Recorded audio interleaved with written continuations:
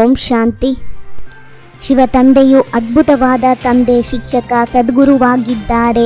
ಅವರಿಗೆ ತಂದೆ ಯಾರೂ ಇಲ್ಲ, ಅವರಿಗೆ ಗುರುವಿನ ಅವಶ್ಯಕತೆ ಇಲ್ಲ. ಹೀಗೆ ಆಶ್ಚರ್ಯದಿಂದ ನೆನಪು ಮಾಡಬೇಕು.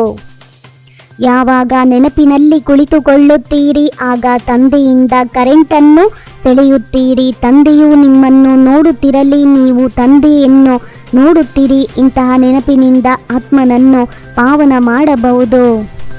ಮಕ್ಕಳು ನಾನು ಆತ್ಮನಾಗಿದ್ದೇನೆ, ಶರೀರವಲ್ಲ ಎನ್ನುವುದನ್ನು ಪದೇ ಪದೇ ಮರೆತು ಹೋಗುತ್ತಾರೆ.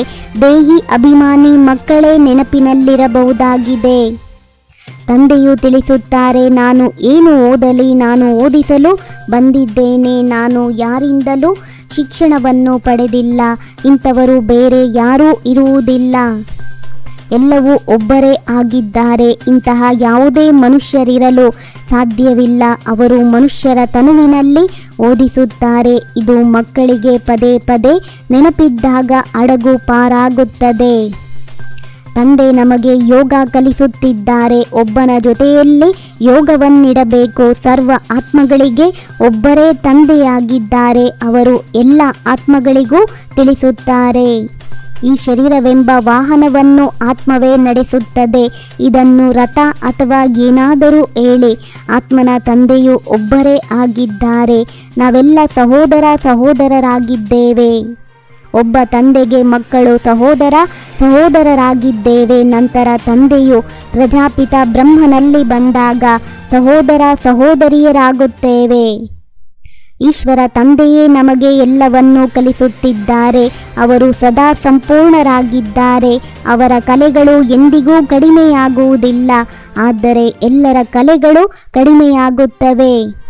ಶಾಸ್ತ್ರಗಳಲ್ಲಿ ದೇವತೆಗಳಿಗೂ ಅಸುರರಿಗೂ ಯುದ್ಧ ನಡೆಯುತ್ತೆಂದು ತೋರಿಸುತ್ತಾರೆ. ಆದರೆ ಆ ರೀತಿ ಏನೂ ಇಲ್ಲ. ಈಗ ನೀವು ತಿಳಿದುಕೊಂಡಿದ್ದೀರಿ. ನಾವು ಅಸುರರೂ ಅಲ್ಲ, ದೇವತೆಗಳೂ ಅಲ್ಲ, ಮಧ್ಯದಲ್ಲಿದ್ದೇವೆ. ಶಿವತಂದೆಯು ಯಾರಿಂದಲಾದರೂ ಭಾಷೆಯನ್ನು ಕಲಿತಿರಬಹುದೇ? ಶಿವತಂದೆಗೆ ತನ್ನದೇ ಆದ ಭಾಷೆ ಯಾವುದೂ ಇಲ್ಲ. ಅವಶ್ಯವಾಗಿ ಯಾವ ರಥದಲ್ಲಿ ಬರುತ್ತಾರೆಯೋ ಅವರ ಭಾಷೆಯನ್ನೇ ಕಾರ್ಯದಲ್ಲಿ ಉಪಯೋಗಿಸುತ್ತಾರೆ. ಇದನ್ನು ನೆನಪಿಟ್ಟುಕೊಳ್ಳಿ. ನಮಗೆ ತಂದೆಯು ಓದಿಸುತ್ತಿದ್ದಾರೆ. ನಾವೆಲ್ಲರೂ ಬ್ರಾಹ್ಮಣರಾಗಿದ್ದೇವೆ. ಬ್ರಾಹ್ಮಣ ದೇವತಾ ಎಷ್ಟೊಂದು ಸ್ಪಷ್ಟವಾಗಿದೆ. ಕೃಷ್ಣನಂತೂ ಸತ್ಯಯುಗದ ಮೊದಲನೇ ರಾಜಕುಮಾರನಾಗಿದ್ದನು. ಅವನಿಗೆ ತಂದೆ ಶಿಕ್ಷಕನಿದ್ದಾರೆ. ಸ್ವಯಂ ಸದ್ಗತಿಯಲ್ಲಿರುವ ಕಾರಣ ಗುರುವಿನ ಅವಶ್ಯಕತೆ ಇರುವುದಿಲ್ಲ. ದೇಹಿ ಅಭಿಮಾನಿ ಭವ ಎಂದು ಕೃಷ್ಣನು ಹೇಳಲಾಗುವುದಿಲ್ಲ. ಏಕೆಂದರೆ ಅವನಿಗಂತೂ ದೇಹವಿದೆ. ಶಿವತಂದೆಗಂತೂ ತನ್ನ ದೇಹವಿಲ್ಲ. ತಂದೆಯು ಶರೀರದ ಲೋನ್ ತೆಗೆದುಕೊಂಡಿದ್ದಾರೆ. ಈ ಚಕ್ರವು ಸುತ್ತುತ್ತಿರುತ್ತದೆ, ಎಂದಿಗೂ ನಿಲ್ಲುವುದಿಲ್ಲ. ಹೇಗೆ ಈ ದೈನಂದಿನ ಗಡಿಯಾರ ಟಿಕ್ ಟಿಕ್ ಆಗುತ್ತಿರುತ್ತದೆ. ಇದು 5000 ವರ್ಷಗಳ ನಾಟಕವಾಗಿದೆ. ಕುಮಾರಿಯರಿಗೆ ಯಾವುದೇ ಬಂಧನವಿಲ್ಲ. ತಂದೆಗೆ ಅರ್ಪಣೆಯಾಗಿ ಬಿಡಬೇಕು. ಲೌಕಿಕ ಸಂಬಂಧವನ್ನು ಮರೆತು ಪಾರಲೌಕಿಕ ಸಂಬಂಧವನ್ನು ಜೋಡಿಸಬೇಕು. ಕಲಿಯುಗವು ದುರ್ಗತಿಯಾಗಿದೆ.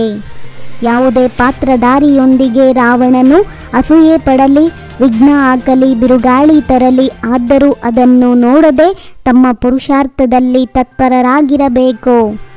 ಈ ನಾಟಕದಲ್ಲಿ ಪ್ರತಿಯೊಬ್ಬ ಪಾತ್ರಧಾರಿಯ ಪಾತ್ರವು ತಮ್ಮದೇ ಆಗಿದೆ. ಇದು ಅನಾದಿ ನಾಟಕ ಮಾಡಲ್ಪಟ್ಟಿದೆ. ಸದಾ ಏಕರಸ ಸ್ಥಿತಿಯ ಮೂಲಕ ಸರ್ವ ಆತ್ಮಗಳ ಸುಖ ಶಾಂತಿ ಪ್ರೇಮದ ಹನಿಯನ್ನು ಕೊಡುವಂತಹ ಮಹಾದಾನಿ ಭವ. ಎಲ್ಲದರಿಂದ ಮಮತೆಯನ್ನು ಅಳಿಸಿ ಸಂಪೂರ್ಣ ನಿಮಿತ್ತರಾಗಿರಬೇಕು. ತನುವಿನ ಸೇವೆಯ ಜೊತೆ ಮನಸ್ಸಿನಿಂದ ಇಂತಹ ಸೇವೆಯಲ್ಲಿ ಬ್ಯುಸಿ ಆಗಿರಿ. ಆಗ ಡಬಲ್ ಪುಣ್ಯ ಜಮಾ ಆಗುತ್ತಿರುತ್ತದೆ. ನಿಮ್ಮ ವಿಶೇಷತೆಗಳು ಪ್ರಭು ಪ್ರಸಾದವಾಗಿದೆ. ಇದನ್ನು ಕೇವಲ ಸ್ವಯಂ ಪ್ರತಿ ಉಪಯೋಗಿಸಬೇಡಿ.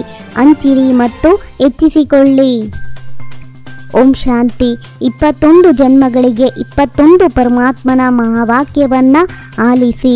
ನಿಮ್ಮದೇ ಆದಂಥ ಈ ಚಾನಲಿಗೆ ಲೈಕ್ ಮಾಡಿ, ಶೇರ್ ಮಾಡಿ, ಸಬ್ಸ್ಕ್ರೈಬ್ ಆಗೋದನ್ನು ಖಂಡಿತ ಮರಿಬೇಡಿ.